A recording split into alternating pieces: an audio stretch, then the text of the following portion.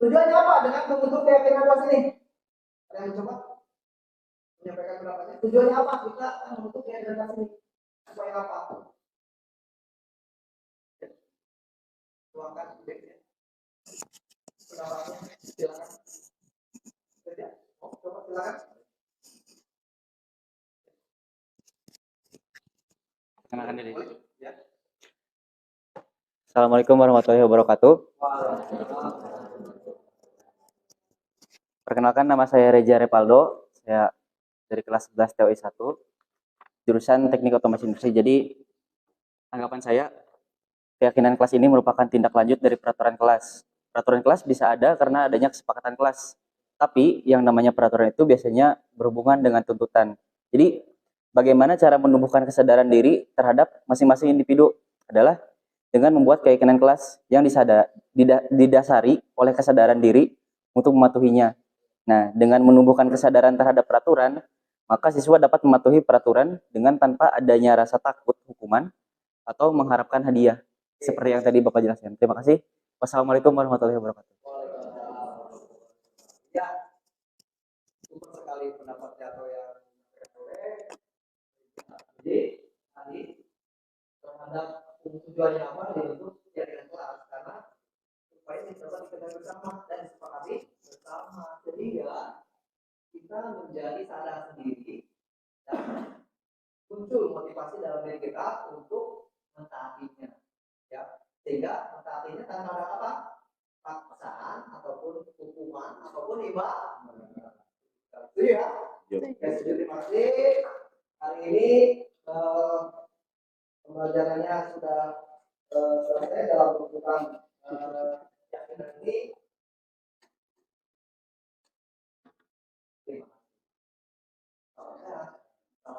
Bahagia. Kita perlu sehat. Bahagia. Terima kasih untuk pertemuan kali ini. Nanti kita bertemu lagi dalam pertemuan selanjutnya. Bapak mohon maaf apabila ada kesalahan. Wassalamualaikum warahmatullahi wabarakatuh. Waalaikumsalam warahmatullahi wabarakatuh. Assalamualaikum warahmatullahi wabarakatuh. Bapak Ibu sekalian, mari kita sama-sama panjatkan puji dan syukur kehadirat Allah Subhanahu wa taala atas perkenannya. Alhamdulillah kita bisa hadir dalam acara sosialisasi budaya positif dari calon guru penggerak Pak Dadan Sumardiana, dan kegiatan ini dalam rangka tugas aksi nyata modul 1.4 ya, di program pendidikan guru penggerak. Selawat bersalam maka kita silakan pada junjungan kita Nabi Muhammad SAW, pada keluarga, sahabat kami serta umatnya termasuk kita yang insya Allah senantiasa untuk taat dan jalannya. Amin. Bapak Ibu sekalian, langsung saja untuk membuka acara ini kita sama-sama membaca basmalah. Bismillahirrahmanirrahim. Langsung ke acara berikutnya karena kebetulan sambutan dari OKS kurikulum kebetulan beliau ada halangan, sehingga kita langsungkan saja ke sosialisasi dari Pak Dadan Sumardiana kepada beliau. Silakan. Terima kasih Pak Arif selaku pembawa acara yang telah mempersilahkan kepada saya untuk menyampaikan tentang materi diseminasi budaya positif di modul 1.4 yang kebetulan ini adalah aksi nyata yang harus saya lakukan terhadap rekan sejawat di sekolah yang saya aku, yaitu di SMK Negeri 3 Kuningan. Mohon maaf, di sini mungkin saya tidak untuk menggurui bapak-bapak dan ibu semua, tapi hanya berbagi saja. Artinya apa yang saya dapatkan, apa yang saya peroleh pada program guru penggerak, mungkin sedikit banyaknya saya akan memberikan penyebarluasan ataupun kayak semacam diseminasi kepada bapak dan ibu, mudah-mudahan dapat bermanfaat buat kita semua. Baik, di sini aksi nyatanya adalah diseminasi budaya positif. Kebetulan saya CGP angkatan 9 di Kabupaten Kuningan, dan hari ini rencananya saya akan melaksanakan aksi nyata di sekolah yang saya tugaskan, yaitu SMK Negeri 3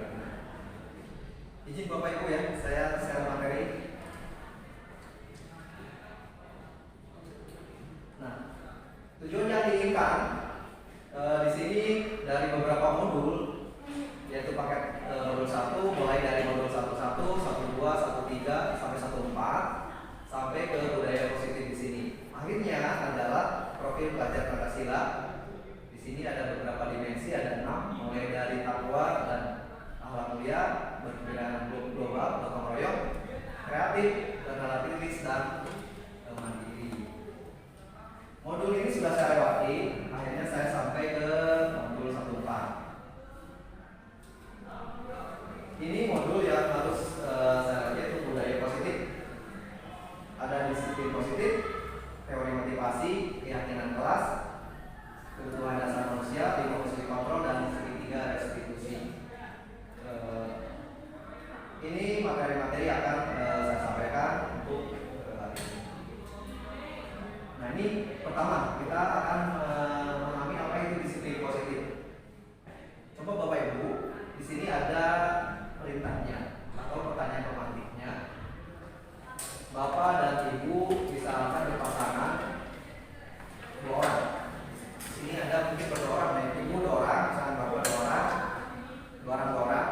Silahkan perintahnya, apakah Anda atau B membuka kepala tangan Anda? Apa alasan Anda membuka kepala tangan Anda atau rekan Anda? Jadi nanti usahakan Bapak Ibu itu salah satunya adalah mengepalkan tangan, satunya mencoba untuk membuka. Gimana caranya? Dengan teori bagaimana supaya rekan Anda bisa membuka kepala tangan itu. Itu pertanyaan pematik dari kegiatan ini.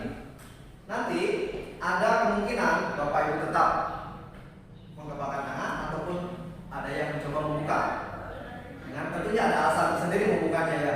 Nah, silakan kita coba untuk pematik ini, karena ini dasarnya untuk masalah disiplin positif.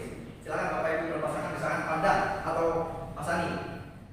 Pak Arif ke belakang Pak, dengan Pak Wahyu ke belakang. Oke, silakan satu orang yang mengepal. Nah, yang mengepal. Saya kasih waktu 1 menit. Silakan rekan Anda bujuk supaya satu orang itu membuka. Apakah dirayu, dileketek, ataupun di apa caranya, silakan. 1 menit, silakan dari sekarang. Oh, saya nggak bisa ya, rasa salaman kasih Pak Gedi. Ini lagi aku pada Dari buka.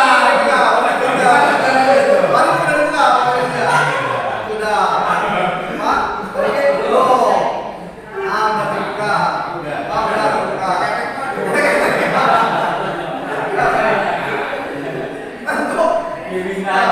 Itu semua cara dilakukan ya untuk teman kita yang sekarang untuk membukanya. Dan satu orang lagi berupaya untuk tetap mengepalkan tangan kan, intinya begitu. Tetapi di sini hubungannya dengan disiplin positif bisa dilihat Bapak Ibu ada 3 teori. Atau kemungkinan jawabannya itu adalah untuk pertanyaan pertama dan kedua berarti antara membuka dan tetap bertahan untuk kepala tangannya. Nah, pertanyaan ketiga, siapakah yang sesungguhnya memegang kontrol? Yang menutup kepala tangan atau yang berusaha dengan segala cara untuk membuka kepala tangan rekannya? Jawabannya tentu kita sendiri yang memegang kontrol atas kepala tangan kita. Apakah kita membuka atau menutup kepala tangan kita itu bergantung pada diri kita masing-masing. Jadi intinya tadi yang Bapak Ibu lakukan itu, kalau misalkan Ibu Wiwi sama Ibu Diti, kalau Ibu Ditinya tidak membuka, selamanya tidak akan membuka. Walaupun di dirayu dengan lembut pun tidak akan. Tadi Pak Isan sama Pak Gaji mungkin Pak Gaji membuka karena mungkin terpaksa dileketek gitu misalkan segala macam. Oh salah, bisa, masih kreatif. Nah, salah minum. Tetapi semuanya itu tergantung dari Pak Gajinya sendiri. Apakah menerima atau tidak alasannya ditawarkan Pak Isan. Kalau Pak Gajinya menerima ya tadi boleh sama. Tapi kalau enggak tetap aja. Nah itu kemungkinan jawaban dari kepala tangan yang tadi telah kita praktekkan. Selanjutnya di sini nah, Dr. William Glaser ini memberikan satu konsep kontrolnya tadi.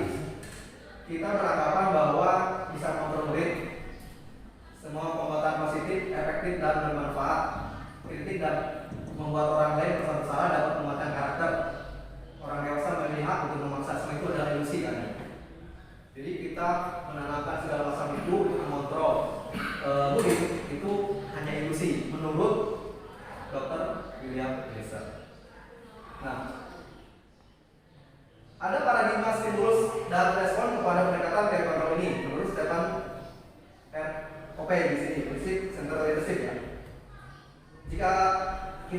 membuat kemajuan perlahan, sedikit-sedikit, ubahlah sikap atau perilaku Anda. Namun, bila kita ingin memperbaiki cara-cara utama kita, maka kita perlu mengubah kerangka acuan kita. Ubahlah bagaimana Anda melihat dunia, bagaimana Anda berpikir tentang manusia. Ubahlah paradigma Anda, skema pemahaman dan penjelasan aspek-aspek tertentu tentang realitas. Ini konsep menurut perubahan paradigma stimulus dan respon kepada pendekatan teori kontrol. Realisasinya untuk kita, perhatikan di sini. Nah, stimulus respon dan teori kontrol. Realitas kebutuhan kita sama. Menurut stimulus respon, padahal kebutuhan kita berbeda. Kemudian, semua orang melihat hal yang sama. Setiap orang memiliki gambaran berbeda. Nah, ini pembanding-pembanding yang ada di stimulus respon dan teori kontrol. Contoh tadi, saya bisa mengontrol orang lain, itu menurut stimulus respon. Tetapi menurut teori kontrol, Anda tidak bisa mengontrol orang lain. Hanya Anda diri sendiri yang mengontrolnya. Pemaksaan pada saat rujukan gagal. Menurut teori kontrol adalah kolaborasi dan konsensus menciptakan pilihan-pilihan baru tadi. Tadi kan pilihan-pilihan baru kalau misalkan boleh membuka ya ada konsekuensinya, misalkan pernah nanti saya dikasih hadiah, misalkan seperti itu, pilihan-pilihan baru dari apa yang disampaikan oleh rekan kita yang mencoba membuka kepala kita. Jadi apa itu sih makna disiplin positif? Disiplin diri dapat membuat seseorang menggali potensinya menuju kepada sebuah tujuan, sesuatu yang dihargai dan bermakna. Ini menurut konsep. Tapi kalau menurut saya, dari konsep tadi, kesimpulan dari makna disiplin positif adalah suatu pendekatan untuk menerapkan disiplin dari dalam diri anak, yaitu secara intrinsik dari dalam, tanpa hukuman dan hadiah. Jadi tanpa hukuman dan hadiah itu muncul suatu teori dalam diri anak secara dari dalam, jadi intrinsiknya. Nah, itu yang pertama tentang disiplin diri. Karena nanti selanjutnya masuk hubungannya dengan teori motivasi. Tadi disiplin diri itu lanjutannya ada ke teori motivasi.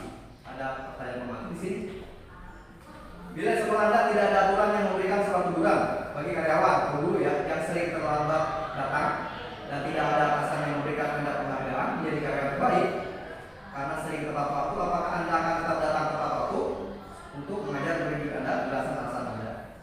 Menurut Anda dari ketiga jenis motivasi yang disebutkan pada pertanyaan sebelumnya, motivasi manakah yang paling banyak mendasari perilaku murid-murid Anda di sekolah? Jelaskan. Strategi apa yang selama ini diterapkan untuk menanamkan disiplin positif pada murid Anda? Bagaimana hasilnya pada perilaku murid-murid? Saya minta satu orang ya untuk mencoba memberikan pendapatnya tentang teori motivasi ini berdasarkan dari pertanyaan formatif tadi di atas. Silakan mencoba menjawab. Boleh? Oh, Pak Gazi silakan. Coba menjawab pertanyaan yang satu ya Pak. Siap. Apakah Anda tetap datang pada waktu mengajar murid Anda? Iya, insya Allah Pak.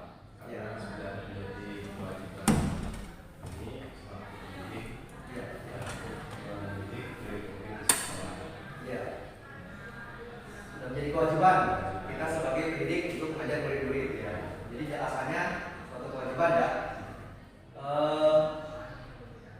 Yang kedua, ada motivasi yang muncul pada diri Pak Gazi di sini. Terus dihubungkan dengan murid-murid. Kira-kira menurut Pak Gazi murid-murid kita kebanyakan apakah menanamkan disiplinnya itu sudah dapat diterapkan atau tidak atau bagaimana? Pertanyaan nomor 2 dan 3. Yang nomor 3. Menurut Pak Gazi, selama ini anak-anak masuk sekolah itu gimana? Atau mengikuti peraturan sekolah itu bagaimana?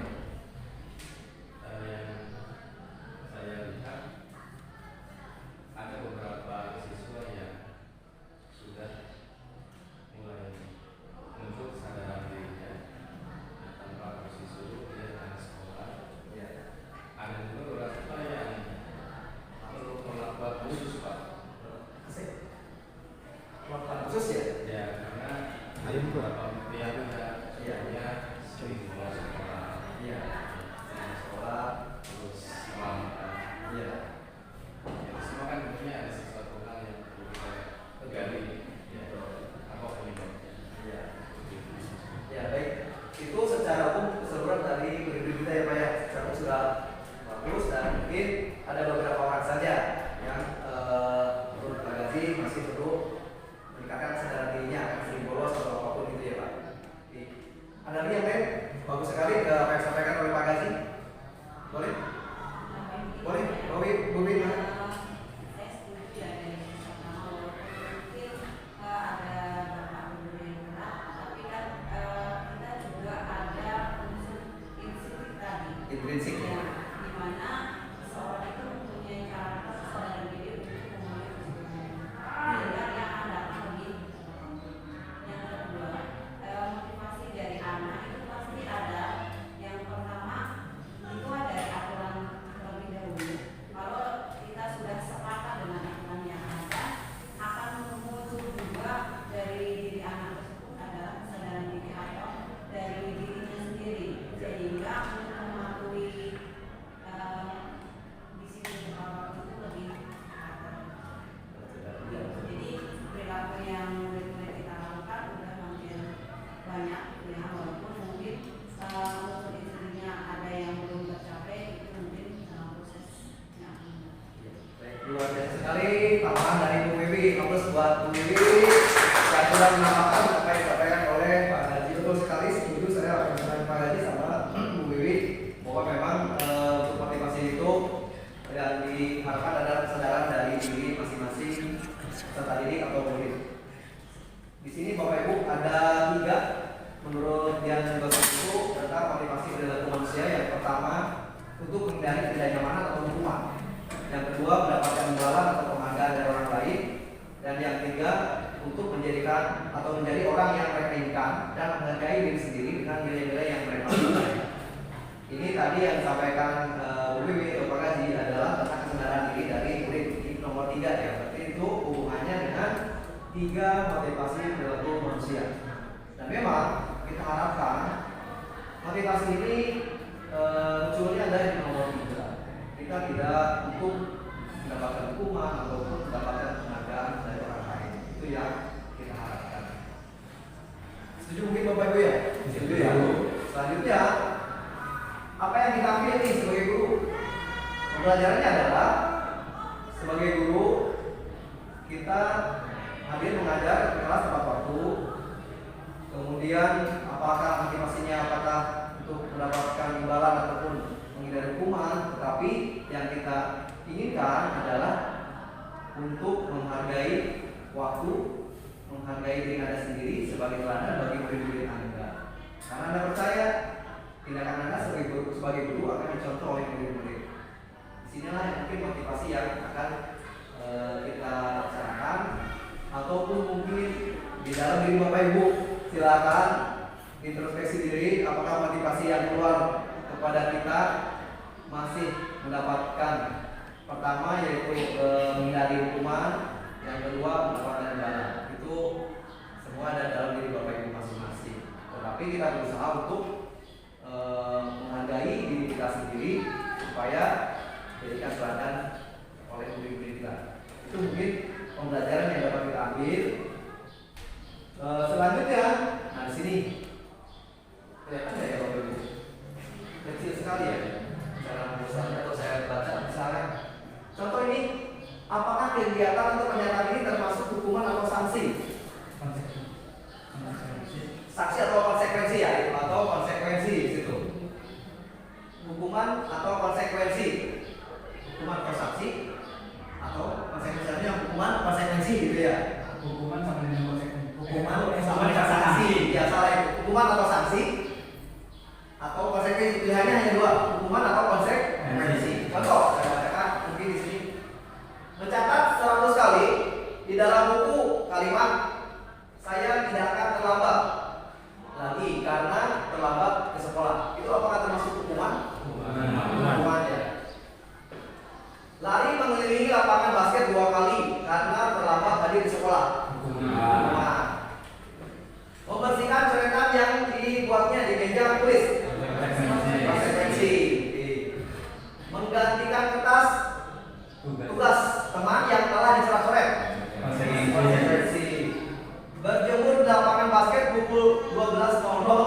siang karena mengobrol dengan teman. Rumah. Kehilangan 1 menit jam istirahat untuk mengerjakan tugas karena terlambat datang dan tertinggal pelajaran 1 menit. Jadi mundur lagi ya. Konsekuensi murid-murid diminta bertelanjang kaki sepanjang hari karena tidak menggunakan sepatu warna hitam sesuai peraturan sekolah. Hukuman. Terlambat hadir di pembelajaran daring 15 menit dan diminta untuk tinggal 15 menit sesudahnya untuk membahas lari mengelilingi lapangan basket 2 kali karena terlambat 10 menit untuk pelajaran videokat. Hiburan. Tidak ada hiburan, Pak. Hukuman. Hukuman. Duduk di bangku di pinggir lapangan pada jam istirahat, tidak diizinkan bermain oleh guru karena mencederai teman saat bermain di lapangan. Hukuman. Kita lihat jawaban dari Bapak Ibu. Apakah ada yang Itu yang lari mengenai lapangan itu konsekuensi karena pelajaran olahraga. oh iya, Bukan hukuman. kalau di olahraga itu konsekuensi ya. Iya. Kalau di olahraga itu lari berarti karena di badan olahraganya, yang berarti itu namanya konsekuensi. Nah dari beberapa pernyataan ini Bapak dan Ibu sudah bisa membedakan mana hukuman sama konsekuensi. Selanjutnya, nah ini nomor 3 keyakinan kelas. Mengapa keyakinan kelas atau sekolah? Mengapa tidak peraturan kelas atau sekolah saja? Ada yang bisa jawab? Boleh? Boleh lagi? Boleh? Kenapa? Kalau keyakinan kelas kan sepakat dibikin sama warga di kelas tersebut dan sepakati bersama-sama sehingga tahu risiko dan apa nanti yang akan terjadi. Tapi kalau itu peraturan itu harus ditaati sama mereka dan itu juga disepakati. Iya betul. Bagus sekali jawaban dari Bu Wiwi ini. Ternyata sudah memahami tentang sebenarnya keyakinan kelas. Betul Pak Bu. Kenapa harus keyakinan kelas? Karena keyakinan kelas itu harus disepakati bersama. Kalau peraturan itu kan tidak disepakati bersama. Itu bedanya ini sepihak. Kalau keyakinan kelas itu adalah dua belah pihak sehingga setiap murid pasti akan mengetahui risiko-risiko yang tadi akan terjadi. Kayak tadi itu semacam hukuman ataupun konsekuensi itu kan dia harus sepakati bersama. Itu akan mengetahui siswa itu atau guru itu risiko-risikonya. Terus sekali ya nah ini karena nilai-nilai kebajikan itu meletakkan pada keyakinan seseorang akan lebih memotivasi seseorang dari dalam. Ini motivasi intrinsiknya keluar, seseorang akan lebih tergerak dan bersemangat untuk menjalankan keyakinannya daripada hanya sekedar menulis serangkaian peraturan tertulis tanpa makna. Artinya kadang-kadang peraturan itu kan seperti semacam kalimat yang memenjarakan, artinya mengekang ya, mengekang. Jadi tidak keluar dari diri sendiri sehingga dilakuinya terpaksa atau tadi motivasinya tadi ada dua yang dilakukan. Tapi kalau keluar dari diri sendiri secara intrinsik itu berbeda, yaitu menghargai dirinya sendiri. Itu tentang keyakinan kelas. Ada tugas guru, tugas murid. Ini yang saya buat. Tugas gurunya adalah menjadi teladan siswa, membimbing dan memfasilitasi siswa, memotivasi dan mendorong siswa, menilai dan mengevaluasi hasil belajar siswa, dan mengelola kelas saat belajar.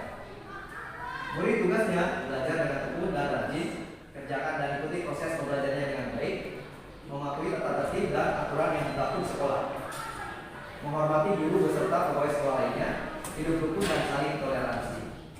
Nah ini tugas guru dan tugas murid yang saya coba sepakati dengan siswanya. Selanjutnya ini ada bukan tugas guru, bukan tugas murid. Tugas guru, bukan guru tugasnya bukan menuntut siswa, membandingkan siswa, memarahi siswa, menjelekan siswa, mengolok-olok siswa, mengacungkan siswa dan melecehkan serta merendahkan siswa.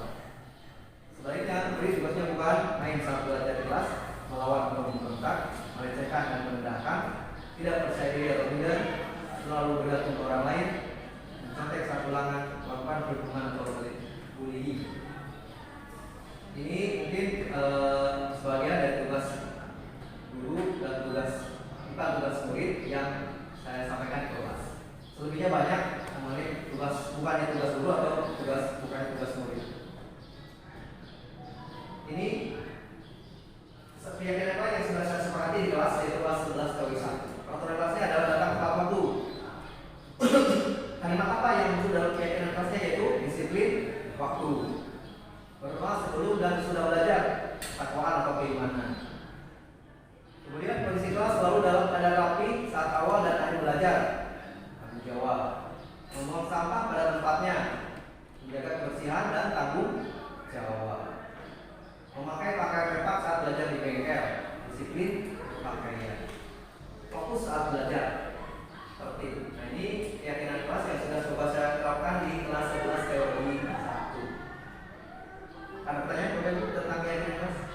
Karena keyakinan kelas ini berawal dari peraturan sekolah atau peraturan kelas. Contoh kayak tadi, Bu Nani selaku pembina upacara menyampaikan bahwa untuk orang sukses salah satunya adalah tidak menunda-nunda pekerjaan atau aktivitas. Itu betul. Tetapi kalau dalam keyakinan kelas itu harus dirubah menjadi kalimat positif. Kalimat tidaknya dihilangkan menjadi segera mengerjakan tugas atau menyegerakan lah gitu ya. Kemudian tadi apalagi yang kalimat tidak itu dirubah, kalimat tidaknya hilangkan menjadi kalimat yang positif. Kemudian salah satunya tadi apalagi yang disampaikan Bu Anis itu masih ingat Pak tadi perkara saya ada 4 kalau nggak salah berani itu 5 ya Pak. Tadi menunda-nunda pekerjaan satunya apa lagi Pak? Saya bilang tidak menunda-nunda pekerjaan atau aktivitas atau tugas. Setelah itu apa lagi kalimatnya yang saya lupa lagi. Nah di antara kalimat itu tidaknya dihilangkan itu menjadi kalimat positif. Nah itu Bapak Ibu tentang keyakinan kelas. Lanjut. Nah ini ada tulisan peraturannya sama nilai keyakinan. Coba kembalikan barang ke tempatnya. Nilai keyakinannya apa? Tertib ya. Tertib bisa. Tertib boleh. Atau tanggung jawab juga boleh. Iya. Dilarang mengganggu orang lain. Menghargai orang lain. Tetap keren ya. Ya. Hadir setelah 15 menit sebelum belajar dimulai. Disiplin waktu. Dilarang melakukan kekerasan. Perundungan. Ya apa perundungan itu nilainya?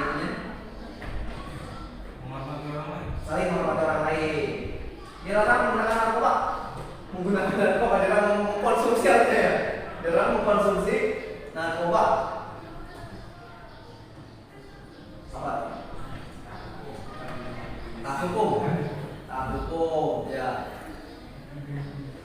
Apa Marif? Apa Marif? Oke, bergantian atau menunggu giliran? Antrian. Tertib. Dilarang merokok. Bagi yang suka merokok, bagi yang tidak merokok ya, itu suatu hal yang harus disampaikan kan. Tapi kalau yang merokok nggak apa-apa. Tapi ini dilarang merokok di ruangan di sana. Ini apa? Kebudayaan. Sehat. Suasana sehat ya. Boleh. Gunakan masker. Kesehatan. Berjalan di koridor atau jalur hijau.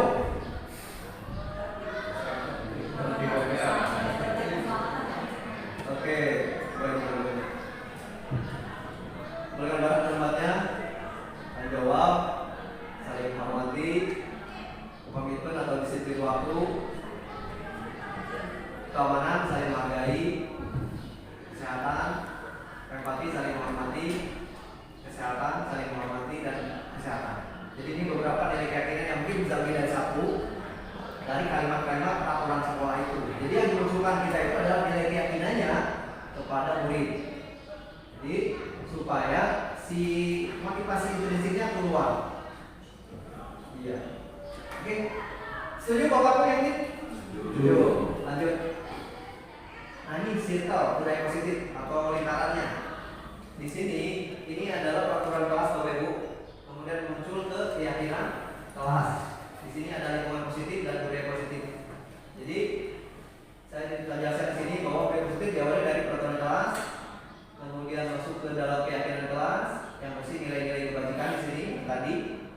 Setelah itu masuk ke pembiasaan positif dalam lingkungan positif ini ya. Lingkungan positif, dan terakhir adalah budaya positif. Nah, kita baru sampai ke lingkungan positif sudah, alhamdulillah. Kalau sudah sampai ke lingkungan positif di lingkungan kita, inilah lingkungan kita. Di lingkungan kita mengajar, ditanamkan atau ditumbuhkan lingkungan-lingkungan yang positif. Ini mungkin circle budaya positif yang menjadi tadi target atau sasaran dari keyakinan kelas atau keyakinan sekolah. Sampai sini ada pertanyaan atau bingung? Kalau bingung, oke, ada ini Pak. Ada es drinking. Es drinking Pak, sangat es drinking. Punya. Bumi itu bulat. Makanya udah di bumi itu bulat. Nih, sebelum dilahir, tadi ada dulu. Saya kan ada es drinking dulu nih. Bumi itu bulat. Cluenya bumi itu bulat. Bumi udah tahu kayaknya nih. Nah, 1 tambah 1 sama dengan 2. Ya, 1 tambah 1 2, setuju? 2, ya. 2 tambah 2 sama dengan 2. Ya, 1 tambah 1 2, 2 tambah 2 2. Sekarang 4 tambah 10 berapa? 1. Mas Adi 1. 4 tambah 10 salah. Bumi 2, benar. 4 tambah 10 jadi 2, benar. Kan ada satunya 4, satunya 10. Kita coba Pak. Kita ini 4, ini 10 kan 2. Jadi 1 tambah 1 2. Ya, 1 tambah 1 2. Oh. Ini 4. Ditambahkan ada 10. Kan 2. Oke. Coba sekarang lagi, koneksi. 104 ditambah 20 berapa? 420. 104 tambah 20 berapa? Ayo Pak Isan. 104 tambah 20. Cluenya bumi itu bulat. Nah, berapa? 124 salah. 104 ditambah 20. Ayo. Waduh deh. 3. Betul.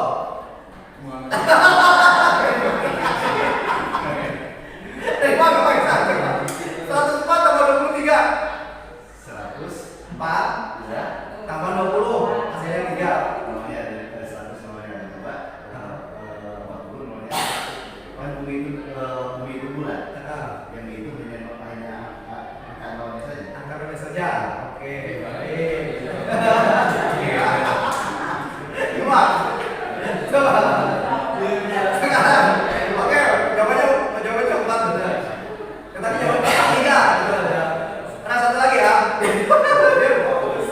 Bumi itu bulat. Bumi itu bulat. Oke. 200 ditambah 105. 3. Dari mana Pak? Nanti lo. Oke, tadi sama ya. Oke, sekarang 4000 ditambah 444. 4000 ditambah 444. 4. Benar, 4 jawabannya.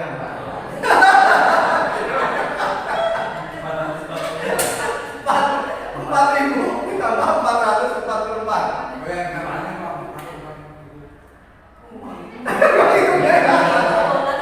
Bumi itu bulan.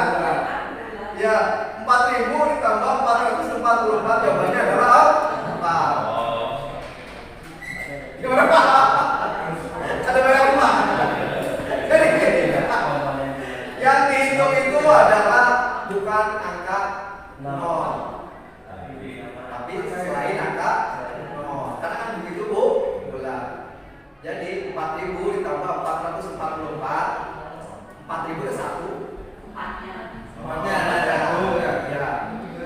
kemudian yang 444 ada 3, dari 1 ditambah 3 jadi 4. Tadi yang saya tadi mulai dan balik. Tapi beneran sama beneran. Tapi terbalik. Oke, nggak apa-apa itu aja beneran. Tapi jawabannya betul. Nggak apa-apa. Lanjut. Jadi kesimpulannya tentang keyakinan kelas adalah ini menurut saya dari konsep yang tadi, nilai-nilai kebajikan universal yang disepakati secara tersirat dan tersurat. Tersirat itu tidak tertulis, tersurat itu tertulis, lepas dari latar belakang suku, negara, bahasa maupun agama. Itu yang kita lakukan dalam keyakinan kelas. Nilai-nilai kebajikan. Nah, nilai kebajikan yang disepakati secara nasional itu tadi di awal, yaitu profil pelajar Pancasila. Selain itu banyak, ada tanggung jawab, nasionalisme, Pak, apalagi itu kejujuran, banyak sekali. Ya. Tapi yang disepakati secara nasional menurut pemerintah Indonesia sekarang ini adalah 6 dimensi profil pelajar Pancasila. Oke, yang keempat nih, ini ada kebutuhan dasar manusia secara umum, konsepnya itu ada 5. Pertama, bertahan hidup. Yang kedua, cinta kasih atau diterima. Ketiga, penguasaan. Keempat, kebebasan. Kelima, kesenangan. Ini menurut dasar dari kebutuhan dasar manusia. Satu lagi Pak. Coba. Aku senang main kejar-kejaran dengan ibu guru. Seru. Seru dengan apa Pak? Kesenangan. Oke. Ibu kejar aku karena ibu guru sayang aku. Cinta kasih. Ya. Aku hebat kan bisa bikin ibu guru kejar aku. Ada tadi itu pembahasan. Oke. Berikutnya, biar bisa jalan-jalan naik mobil sama teman-teman. Biar bisa jalan-jalan naik mobil sama teman-temanku. Senang. Aku merasa bangga dan keren. Penguasaan. Aku senang bisa pergi ke tempat-tempat yang aku suka. Kesenangan. Menyetir mobil itu seru. Penguasaan. Tidak ada kayaknya. Ini kebutuhan apa yang dari kalimat perkataan ini? Kesenangan, cinta dan kasih sayang. Dan tadi betul ada penguasaan. Aku bosan, karena bosan itu lebih ke kebebasan. Biar bisa jalan-jalan naik mobil, cinta dan kasih sayang. Aku merasa bangga dan keren. Penguasaan. Aku senang bisa pergi ke tempat yang aku suka. Yang aku suka itu ya pergi ke kebebasan. Nyetir mobil itu seru. Nah, ini kebutuhan dari beberapa kalimat pernyataan ini. Ini yang kelima. Tentang 5 posisi kontrol. Hubungannya dari ini kita ada ditempatkan di 5 posisi kontrol. Yang pertama itu penghukum, kedua membuat orang merasa bersalah, ketiga teman, keempat pemantau, kelima manajer. Bedanya di mana sih? Penghukum itu adalah seorang penghukum yang bisa menggunakan hukuman fisik atau verbal. Membuat orang merasa bersalah adalah para posisi ini biasanya guru akan bersuara lebih lembut, namun ada kesan kecewa yang mendalam. Teman, guru pada posisi ini tidak akan menyakiti murid, namun ada upaya untuk tetap mengontrol murid secara persuasif. Pemantau, pada posisi ini guru hanya mengawasi dan memberikan konsekuensi atas tindakan yang dilakukan murid. Nah, manajer, pada posisi ini guru bersikap rektor, di mana guru bersama murid berupaya mencari akar penyebab dan alasan, dan murid dibimbing untuk bertanggung jawab dan menentukan solusi atas permasalahan yang sedang dihadapinya. Nah, ini adalah tabel 5 posisi kontrol. Di sini ada indikatornya. Kalau misalnya si penghukum itu dengan fisik atau dengan suara lantang nanti, kemudian ada membuat orang merasa bersalah itu ada yang kecewa mendalam dari si muridnya itu, kemudian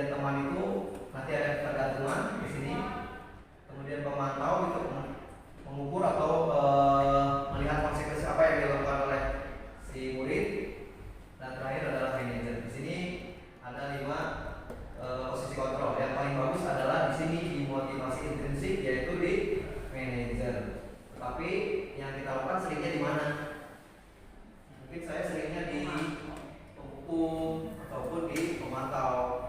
Nah, Bapak Ibu misalkan introspeksi diri, kita adanya di mana? Nah, ini prima posisi kontrol terhadap kita selaku guru.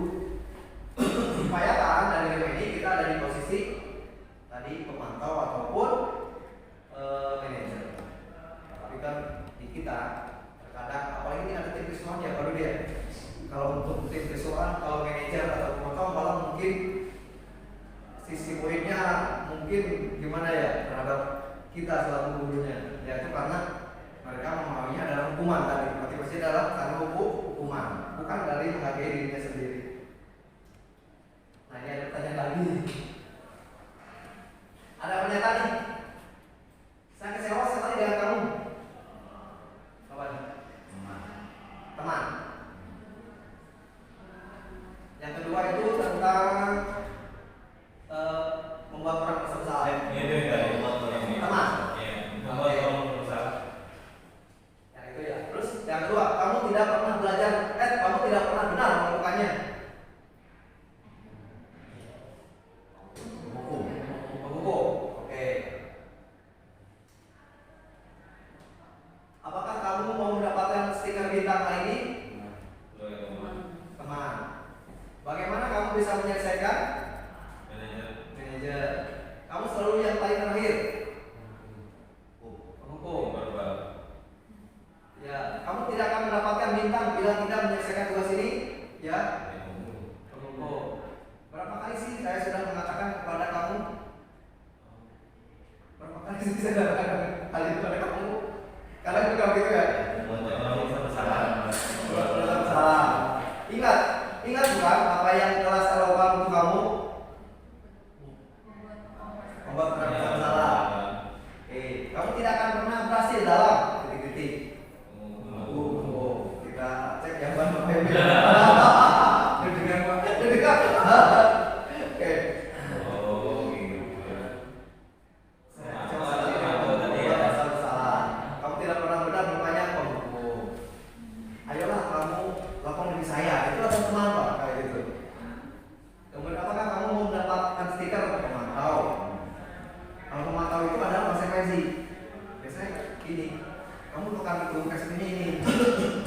Kalimat ini termasuk pemantau. Bagaimana kamu bisa menyelesaikan ini manajer tadi? Jadi dia upayakan supaya si murid itu mencari solusi sendiri. Kemudian kamu selalu yang paling terakhir. Salah ya. Itu. Kamu tidak akan pernah mendapatkan bintang bila tidak. Ini sama dengan di atas pemantau. Berapa kali sih saya sudah mengatakan kepada kamu membuat merasa bersalah itu? Ingat, bukan apa yang saya lakukan untuk kamu. Nah kayak itu teman. Tidak menyakiti tapi kayak semacam agak sedikit kalimat-kalimat yang mengharapkan apa yang dilakukan kita itu dilakukan oleh murid atau lawan kita. Kemudian kamu tidak akan pernah berhasil dalam titik. Nah ini dihukum tidak akan pernah berhasil padahal kan begitu kan? Nah ini beberapa posisi kontrol yang mungkin kita ada di mana nanti bisa introduksi diri buat kita semua. Selanjutnya Bapak Ibu tinggal sedikit lagi terakhir. Ini segitiga restitusi. Nah ini adalah teori kontrol dari seorang manajer. Di sini ada tiga sisi. Di sini ada menstabilkan identitas. Yang pertama dengan contoh kalimatnya adalah setiap orang pasti pernah melakukan kesalahan. Kamu bukan satu-satunya yang pernah melakukan kesalahan ini. Nah ini bagi siswa yang mungkin kita melanggar peraturan sekolah atau melanggar keyakinan sekolah. Lanjut ke posisi yang kedua di sini ada kalimatnya di sini kamu tentu punya alasan mengapa melakukan itu. Yang kedua, adakah cara yang lebih efektif untuk mendapatkan apa yang kamu butuhkan? Ini divalidasi tindakan yang salah. Jadi memvalidasi tindakan mereka salah, tetapi bukan berarti kita membenarkan bukan, tapi memvalidasi saja. Berikutnya menanyakan keyakinan. Keyakinan apa yang telah kita sepakati. Kemudian kamu ingin menjadi orang yang seperti apa? Nah ini adalah keyakinan kelas yang mungkin akan disampaikan kepada murid yang telah berbuat kesalahan. Ini teorinya, konsepnya. Mungkin aplikasinya saya punya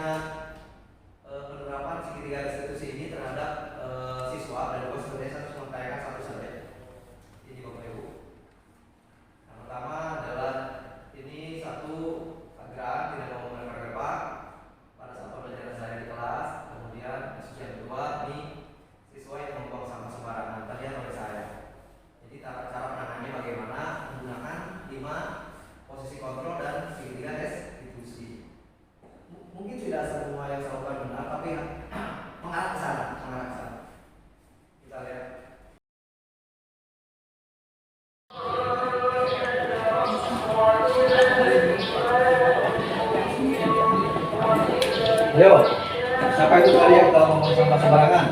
Pak, saya jadi malu, maaf Pak. Iya. Baik, Ocha, ambil sampah itu dan tolong buang di tempatnya. Oke. Sekarang kita ngobrol dulu sebentar. Kita sambil duduk ya. Ocha, Bapak mau nanya. Sadar tidak tadi Ocha telah membuang sampah sembarangan?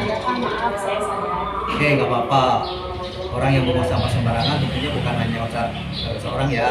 Masih banyak teman-teman Ocha yang mungkin tidak berbayar masih membuang sampah sembarangan, ya kan? Oke, Ocha, boleh tahu nggak alasan Ocha tadi membuang sampah sembarangan? Pak, saya bilang, saya sering membuang sampah di samping, saya kira tidak ada orang yang melihat. Baik, hanya hilaf dan spontan ya, bukan kebiasaan dari Ocha sendiri kan? Baik, menurut Ocha salah tidak membuang sampah sembarangan itu? Ya Pak, tentu salah, saya sudah melanggar dengan sekolah yang sudah disepakati bersama. Oke, kira-kira kegiatan sekolah apa yang sudah Ocha langgar? Jaga kebersihan. Baik, berarti menjaga kebersihan itu adalah tanggung jawab kita bersama. Setuju tidak? Menurut Ocha menjaga kebersihan itu penting tidak? Penting sekali. Oke, baik. Jika Ocha tahu hal itu sangat penting, kira-kira bagaimana sikap Ocha untuk memperbaikinya? Ya, saya harus menjaga kebersihan lingkungan sekolah dan sampah pada tempatnya. Bagus, Bapak selalu berpendapat dengan jawaban Ocha. Kedepannya, kira-kira orang seperti apa yang diinginkan Ocha? Saya ingin menjadi orang yang memiliki kesadaran yang tinggi dan bertanggung jawab, Pak. Oke, setuju. Kesadaran yang tinggi dan bertanggung jawab adalah hal yang sangat dibutuhkan dalam setiap aktivitas, termasuk dalam hal membuang sampah. Terima kasih atas waktunya Ocha dan silakan lanjutkan kembali aktivitasnya. Terima kasih banyak, Pak. Sama-sama. Ya.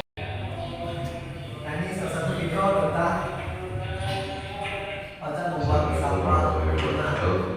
Perkenalkan nama saya. Ini pernyataan siswa. Ya. Bisa saya tanyakan satu lagi yang biar membanding. Nah, ini yang kedua.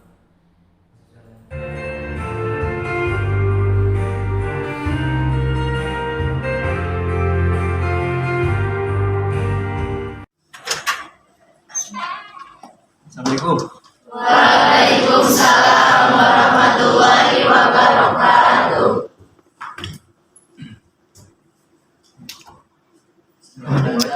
Pelajaran SKE alangkah baiknya kita sama-sama doa dimulai.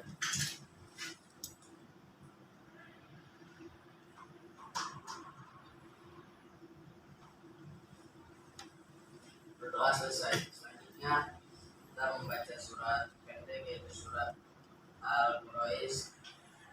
Berdoa dimulai.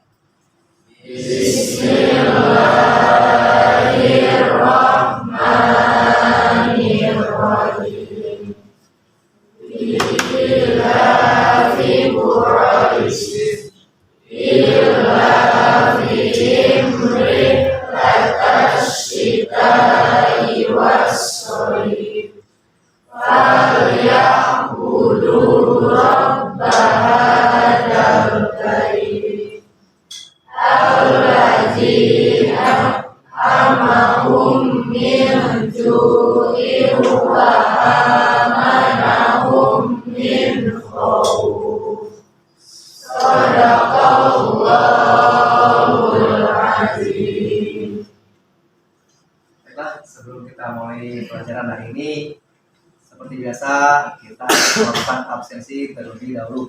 Silakan Anda absensi, buka linknya di WA kalian masing-masing. Silakan dimulai dari sekarang. Sudah? Oke, baik. Sebelum kita mulai, saya akan cek dulu kelengkapan kalian untuk pelajaran hari ini. Ini Agran bukan? Coba. Ya. Kenapa Agran tidak memakai pakaian werpak yang seharusnya digunakan pada saat pembelajaran di BK? Ya Pak, maaf kemarin saya nggak sempat pulang ke rumah Pak. Oke, baik kalau gitu nanti kita bahas selanjutnya di ruangan Bapak ya. Baik, oke, terima kasih. Assalamualaikum. Waalaikumsalam. Silakan duduk Agran. Oke. Tadi di kelas Agran bilang tidak sempat pulang dulu ke rumah untuk ganti baju. Memangnya ada apa? Saya menginap di rumah bibi, Pak. Ada apa dengan bibimu? Bibi saya sedang sakit, terus ibu saya menyuruh saya untuk menjenguk bibi sampai saya menginap di rumahnya. Oh iya ya, Bapak paham, mengerti. Tapi Agran tahu kan kalau di bengkel itu setiap siswa harus menggunakan pakaian seragam Werpak. Ya Pak, tahu. Awalnya saya juga bingung Bingung kenapa? antara berangkat sekolah atau tidak, Pak. Oke, akhirnya apa yang diambil atas keputusanmu itu?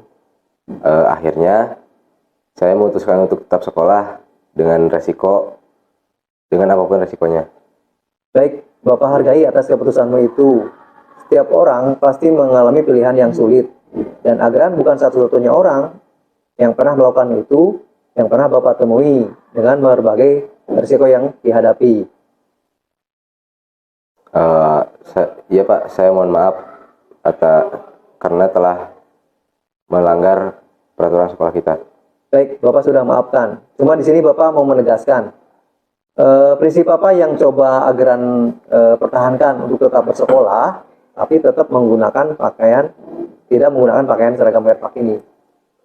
Saya takut ketinggalan pelajaran Bapak, Pak, karena saya senang dengan materi pneumatik, Pak.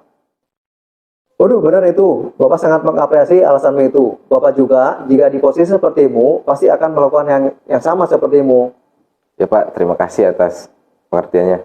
Oke, menurut Agran, tidak memakai pakaian Werpak di kelas, apakah itu melanggar keyakinan kelas atau tidak? Melanggar, Pak, apapun itu alasannya. Keyakinan kelas apa yang Agran langgar? Disiplin dalam berpakaian, Pak. Oke, disiplin dalam berpakaian. Pentingkah itu menurut Agran? Penting, Pak. Jika penting, apa yang akan Agran lakukan untuk kedepannya? Kedepannya, saya akan persiapkan dengan baik. Jika mau bepergian atau menginap dimanapun, saya harus membawa baju sekolah untuk esok harinya. Bagus, Bapak setuju jika Agran sudah mau memperbaikinya. Memangnya Agran mau menjadi orang seperti apa? Saya mau menjadi orang yang mempunyai disiplin yang tinggi dan bertanggung jawab, Pak. Amin, semoga Allah mengabulkan harapanmu. Sekarang, mari kita kembali ke kelas untuk melanjutkan kegiatan belajarnya.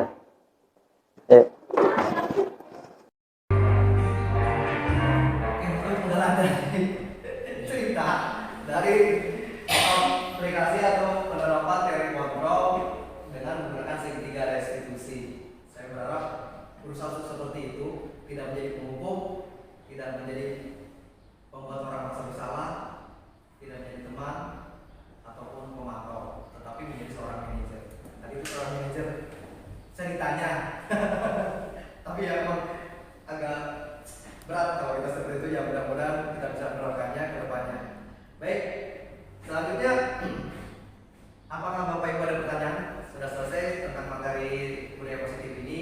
Mudah-mudahan budaya positif ini tidak ada paksaan kepada murid, tetapi munculnya dari dirinya sendiri, untuk menghargai dirinya sendiri, bahwa tugas sebagai murid belajar dan mentaati peraturan itu muncul dari keyakinan dirinya sendiri. Oke, ada yang bertanya? Bisa saya mungkin tamu atau nanti bisa menjawabnya. Prasyarat untuk menjadi manajer itu. Prasyarat. Ada lagi Pak? Cuma prasyarat aja. Legislasinya begini Pak. Sebagai seorang guru, apakah kita tertarik atau berkepentingan agar murid itu memperoleh prestasi yang baik atau mencapai targetan yang maksimal, atau kita hanya mengarahkan saja atas apa yang ditetapkan oleh mereka? Baik. Apa saja prasyaratnya ataupun tadi alasannya kita sebagai guru ya Pak ya? Sebagai manajer. Sebagai manajer. Sebenarnya tidak ada persyaratan apapun Pak untuk menjadi seorang manajer, tetapi di sini kita harus mampu mengontrol diri kita sendiri supaya dapat berbuat seolah-olah menjadi seorang manajer. Karena seorang manajer itu sendiri tadi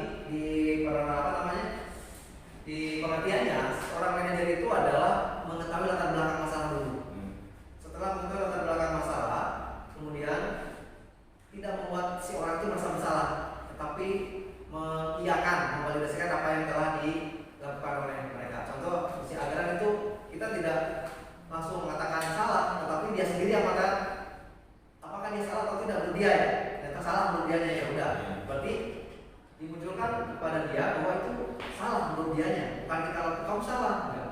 Tapi si ajaran sendiri yang mengatakan bahwa itu salah Pak, karena itu muncul dari dirinya sendiri. Kemudian setelah salah itu apa yang dilanggarnya? Tapi tadi disampaikan bahwa disiplin berpakaian. Nah, yang muncul bahwa disiplin berpakaian itu salah. Nah, jadi kalau menggunakan pakaian yang tidak seharusnya itu salah, makanya saya harus menggunakan pakaian yang seharusnya. Jadi berikutnya, ya solusinya adalah pada saat bepergian dia harus mempersiapkan pakaian itu. Itu tadi salah satu contoh di ya. Artinya kita itu hanya memberikan tuntunan kepada murid, tidak untuk memberikan langsung solusi, tetapi memberikan arahan supaya dia bisa menentukan solusi sendiri. Seperti itu mungkin untuk seorang manajer. Artinya walaupun kita tahu solusinya Pak, kita tahu solusinya tapi tidak langsung ini harus begini enggak.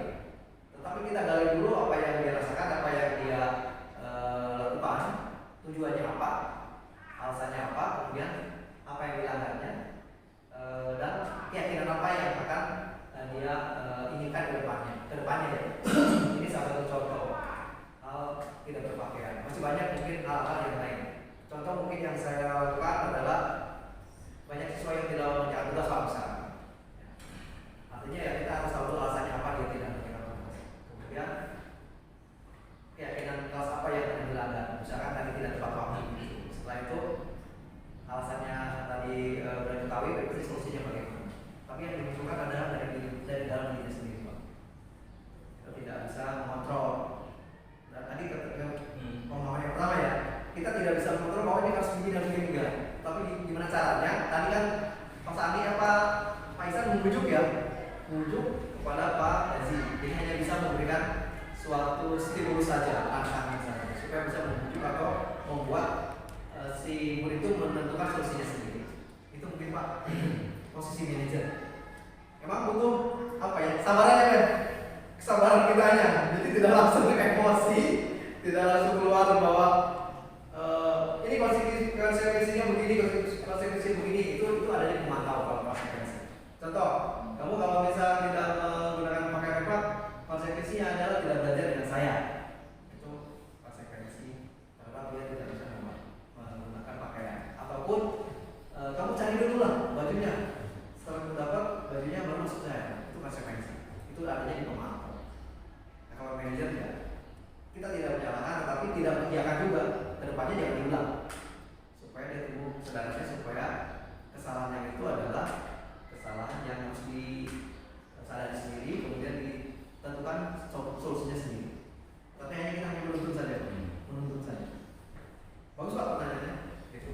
Ada lagi Bapak Ibu atau Bapak sudah puas atau belum? Belum puas oleh belum Pak. Ketika di berkenaan dengan pencapaian tujuan pembelajaran ya. Setelah kita melakukan evaluasi, ternyata siswa baik baik seorang maupun banyakan gitu ya. Itu kalau dulu ada KKN ya, belum tercapai KKN-nya. Nah, pendekatan sebagai manajernya gimana agar makanya mereka saya bilang gini bahwa kita melakukan kata sebagai manajer, tapi kita punya kepentingan agar si anak memperoleh dulu KKN. Nah, tadi kan bagaimana menerapkan fungsi manajer ketika kita berkeinginan untuk si anak memperoleh mencapai tujuan pembelajaran. Baik, terima kasih atas pertanyaan kedua Pak. Bagaimana caranya ya kita masuk ke dalam strategi ya Pak ya. Strategi pembelajaran itu biasanya di kita di CGP ini ada yang namanya strategi pembelajaran berdiferensiasi Pak. Berdiferensiasi itu adalah mengakomodir segala perbedaan yang ada. Kemudian kita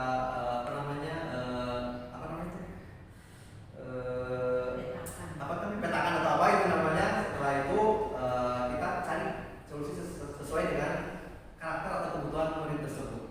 Tapi bukan berarti 36 orang siswa karakternya berbeda-beda, 36-30-nya berbeda, enggak seperti itu maksudnya. Tetapi dicari solusi dengan memberikan suatu strategi pembelajaran yang tepat kepada anak. Mungkin contoh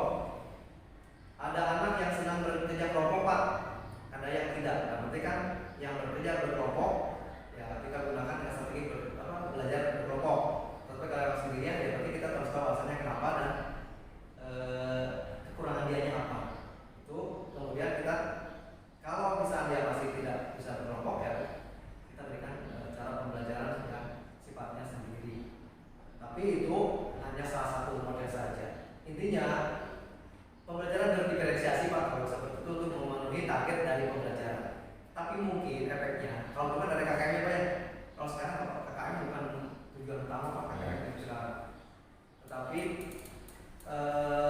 kemampuan siswa yang sesuai dengan apa yang dimilikinya.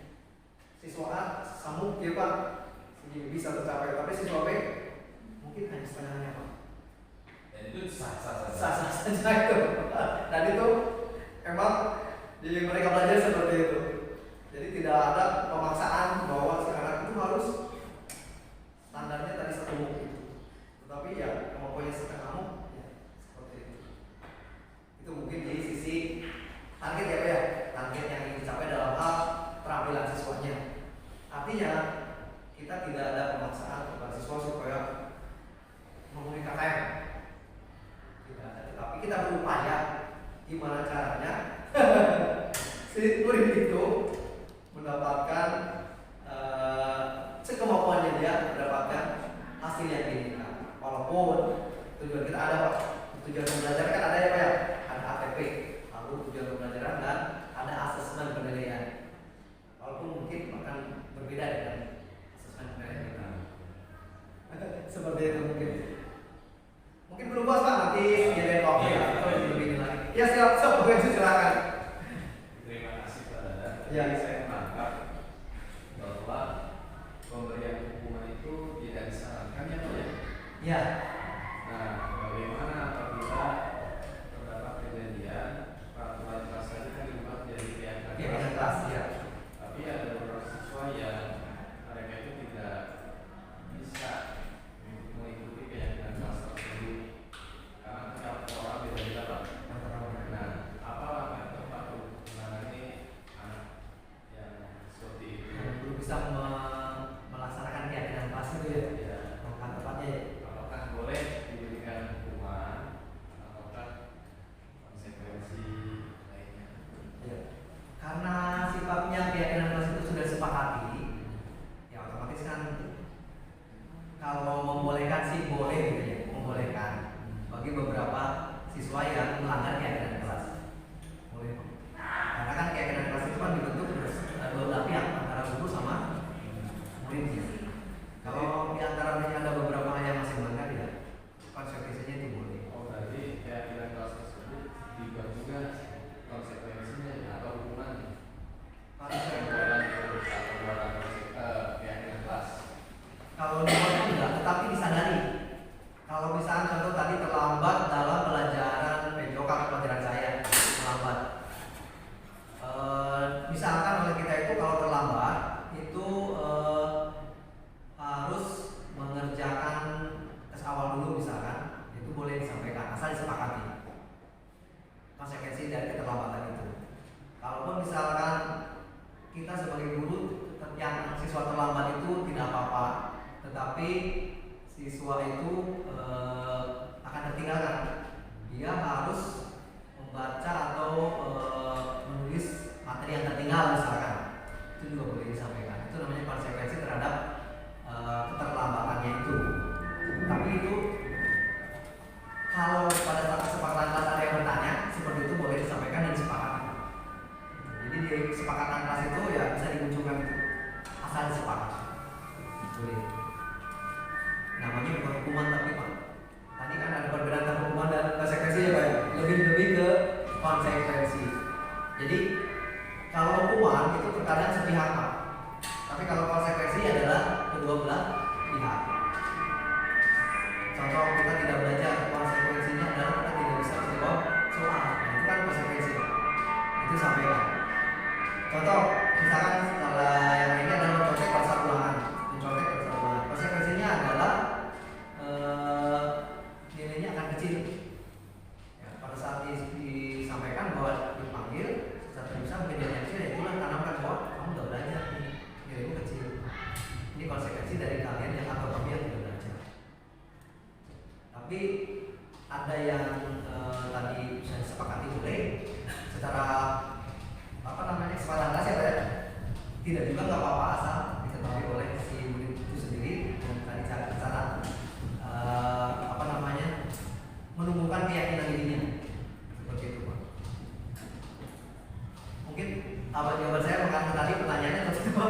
Tapi pelak belakang tidak ada dengan budaya positif bahwa harus duduk sadar diri, sedangkan di sana ada konsekuensi kalau dalam kurung hukuman sebetulnya. Kalau kita tidak mengerjakan ini, nanti ini Tujuan akhirnya betul Pak. Ya. akhirnya kan bukan karena kesadaran, tapi karena kembali lagi ada punishment dan buat dia. Yang kita harapkan sebenarnya kan keseluruhannya Pak ya. Ini kan tadi bisa andai ada. Nah kalau misalkan andai ada tadi salah solusinya ada tadi dengan manajer kontrol tadi Pak. Lima kontrol sama manajer tadi. Tadi kan saya menanyakan apa yang dilanggar. Nah itu jadi secara bisnis seperti itu Pak. Jadi bisa dipanggil. Tetapi ada juga yang enggak Pak, karena sudah disampaikan ada siswa yang nanya Pak kalau tidak mengerjakan tugas apakah nanti saya bisa mengikuti ulangan lagi? Bisa, setuju tidak? Setuju ya udah, bisa. Itu disampaikan ya Pak. Tetapi ada juga yang tidak disampaikan. Kita cari akal asalnya, kita secara kontrol manajer dan segitiga diskusi yang dipakai. Nah, intinya tujuannya adalah budaya positif ya Pak. Keseluruhan, bukan bertolak belakang, tetapi ada saja pada prosesnya. Kan keanekaragaman siswa ya Pak. Ada yang cepat nangkap langsung, ada yang tidak. Nah, itu ya, yang tidak itulah jadi masa kita untuk bisa menyelesaikannya. Itu mungkin Pak. Saya juga secara pribadi mungkin masih di posisi pemantau Pak. Contohnya Pak ya saat ini siswa kami sedang PKL. Di awal saya sudah sampaikan pembekalan. Ternyata pada saat di PKL itu ada yang pulang tanpa pemberitahuan. Nah, otomatis kan saya harus koordinasi dengan perusahaannya, dengan orang tuanya dan si siswa tersebut. Nah, saya sampaikan kepada siswa bahwa kalau misalnya pulang tanpa pemberitahuan, dampaknya konsekuensi Pak ya, perusahaan akan bertanya ke sekolah dan perusahaan mungkin akan mempertimbangkan keberadaan sekolah pada saat pelaksanaan PKL tersebut. Nah, itu proses di lapangan seperti itu Pak. Mungkin dalam kenyataannya saya masih memantau juga sih, karena ya setidaknya berikutnya kan menggali alasan dari murid tersebut tidak melakukan pemberitahuan kepada perusahaan kan, ya tetap karena sudah terjadi ya Pak ya, nggak bisa tidak ya, kita harus menerima konsekuensi dari perusahaan itu sendiri, walaupun ya secara pribadi saya tidak menyalahkan si murid karena alasannya tadi sakit Pak, kemudian dia tidak tahan karena ada panas di bengkel Pak, bukan di bengkel, di apa, di ruangan PKL tidak tahan panas, kemudian lingkungan tempat tinggalnya yang kurang kondusif, dan itu juga sampai kepada orang tua pun sudah mengetahui. Ya akhirnya ya kita setujui, walaupun tadi konsekuensi yang terjadi adalah tadi pertimbangan dari perusahaan kepada sekolah kita yang mungkin paling baik atau paling ringan adalah yang tadinya 5 orang PKL bisa diturunkan jadi 2, yang itu nanti itu paling di lapangan. Tetapi kalau sudah berhubungan dengan orang lain, harapan saya sih ya tidak ada konsekuensi dari perusahaan kepada kita. Tapi apalah daya, apalah kita itu dengan perusahaan, karena perusahaan pun mempunyai tadi peraturan ataupun tata tertib yang harus dilakukan dan disepakati bersama oleh siswa PKL. Itu mungkin Pak. Mungkin ada mengarah ke sana ya Pak, ke pertanyaan yang tadi jawabannya. Kalau belum nanti di luar kesempatan yang ini Pak. Ada lagi Bapak Ibu, mumpung ada kesempatan di sini silakan bertanya, mudah-mudahan saya bisa menjawab. Dan kalau nanti tidak puas atau belum puas, nanti akan saya tampung pertanyaan itu dan akan berkolaborasi dengan rekan sejawat yang lain yang mungkin bisa memberikan masukan untuk bersolusi. Ada lagi Bapak Ibu? Kalau memang pembelajaran di PNSSI membentuk ya? Selanjutnya pembelajaran berbeda kalau mungkin sudah. Kalau setelah ini saya sekarang lagi berhadapan dengan tadi model pembelajaran berdiferensiasi. Muncul tadi yang pertanyaan Bapak itu solusinya Pak Gena ini, tetapi ini baru saya masuk, saya belum bisa menjawab karena nanti proses yang akan saya lalui dulu, baru pemahaman yang saya dapat mungkin saya bisa menjawab. Iya. Kalau Bu Wiwi mungkin Pak Arif sudah mungkin bisa sharing ya punya, boleh sharing Bu? Nah kita sering ya coba itu saya mau belajar untuk diferensiasi pertanyaan selanjutnya dari Pak ini. Ini namakan dulu ya Pak. Jadi di kurikulum Merdeka itu kita mengambilnya pakai pembelajaran diferensiasi. Artinya kita sebelum melakukan pembelajaran itu kita melakukan asesmen tes diagnostik dulu, di mana dalam tes diagnostik itu ada 3 yang kita persiapkan pemeriksaan pada personality. Yang pertama adalah gaya belajarnya, minatnya, dan kesiapan belajarnya. Tapi memang kita juga tidak bisa 100% melihat dari situ karena posisi anak-anak itu juga tergantung dengan lingkungannya.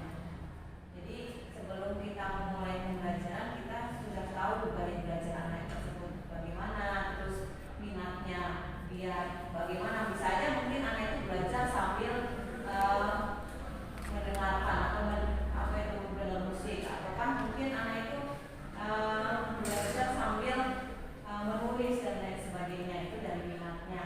Terus kalau misalnya gaya belajar kita bisa bagi menjadi 3, ada auditori, ada visual, sama kinestetik di situ. Nah, baru kesiapan belajarnya bagaimana, sehingga antara siswa dengan guru itu nanti akan ketemu dalam pembuatan metode belajar yang akan disampaikan oleh Bapak. Jadi mungkin agak lama ya Pak ya. Jadi kita belajar biasanya kan tergantung kita ya. Pokoknya materi saya ini kerjakan selesai. Sedangkan ada anak juga yang anak itu sering melihat video visual, senang banget. Dia nggak usah pakai metode joksit dan lain sebagainya, tapi dia nggak masuk. Tapi kalau kita sudah memang menggunakan metode gaya belajar yang kita petakan tadi, mungkin akan lebih baik. Itu sekilas Pak. Jadi kalau dibahas di sini. Ya, aku sebagai PW ya, terima kasih. Kemudian ada Bu Wiwi yang sudah menyelesaikan program guru penggerak ini. Tadi pertanyaan berikutnya sudah jawab ya Pak Wiwi oleh Bu Wiwi tentang pembelajaran diferensiasi. Tadi ada 3 kategori yaitu gaya belajar, kesiapan, dan minatnya. Itu mungkin yang perlu saya juga pelajari lebih lanjut karena memang betul Pak, saya masih berkutat dengan modul ajar ini. Targetnya ini, siswa itu harus nanti begini betul Pak. Ya mungkin saya nanti ke depannya akan berubah pola itu yang sedikit-sedikit pelan-pelan itu mengadopsi dari model pembelajaran diferensiasi. Terima kasih Bapak Ibu, ada lagi? Cukup ya, terima kasih atas perhatian dan waktunya. Mohon maaf jika pada saat penyampaian ini ada yang kurang berkenan dari perkataan ataupun sikap dari saya. Mudah-mudahan bisa dimaafkan dan bermanfaat bagi kita semua. Terima kasih atas kehadiran sekali lagi. Saya ucapkan bila taufiq wal hidayah. Wassalamualaikum warahmatullahi wabarakatuh.